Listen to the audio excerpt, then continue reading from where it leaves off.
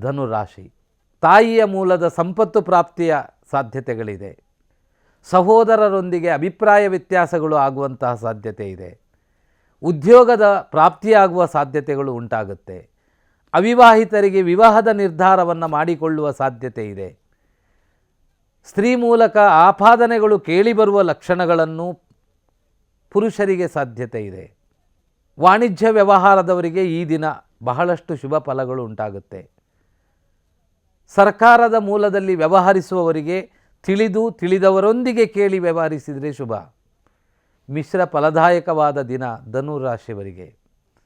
ತಾವು ಈ ದಿನ ನಾಗದೇವರ ಪ್ರಾರ್ಥನೆ, ಶನಿದೇವರ ಆರಾಧನೆಯಿಂದ ಒಳ್ಳೆಯದು. ಮಕರ ರಾಶಿ. ನಿಮ್ಮ ಪಾಲಿಗೆ ಈ ದಿನ ಒಳ್ಳೆಯ ದಿನ. ಬಹಳ ದಿನದಿಂದ ತಾವು ಇಚ್ಛಿಸಿದ ಕೆಲಸ ಕಾರ್ಯಗಳು ಜಯವನ್ನು ಪಡೆದುಕೊಳ್ಳುವ ದಿನ. ಭೂಮಿ ಖರೀದಿ ಮಾಡುವ ಅವಕಾಶಗಳು ಉಂಟಾಗುತ್ತೆ. ಮನೆ ಕಟ್ಟುವ ಯೋಗಗಳ ಬಗ್ಗೆ ಪ್ರಯತ್ನ ಮಾಡುವ ಚಿಂತನೆಗಳಿರುತ್ತೆ. ಸಾಲವನ್ನು ಪಡೆದುಕೊಳ್ಳುವ ದಾಖಲಾತಿಗಳ ಬಗ್ಗೆ ಚಿಂತನೆ ಮಾಡುವಂಥ ಅವಕಾಶಗಳು ನಿಮಗೆ ಪಾಲಿಗಿದೆ. ದೂರ ಪ್ರಯಾಣ ಮಾಡುವ ಅವಕಾಶಗಳು ಉಂಟಾಗುತ್ತೆ.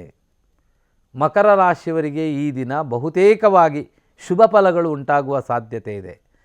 ನಿಮ್ಮ ಕರ್ತವ್ಯಕ್ಕೆ ಪ್ರಥಮ ಆದ್ಯತೆಯನ್ನು ಕೊಟ್ಟರೆ ಶುಭ ಫಲ. ತಾವು ಮಾಡಬೇಕಾದ ಈ ದಿನದ ಆರಾಧನೆ ಸುಬ್ರಹ್ಮಣ್ಯ ದೇವರ ಪ್ರಾರ್ಥನೆ.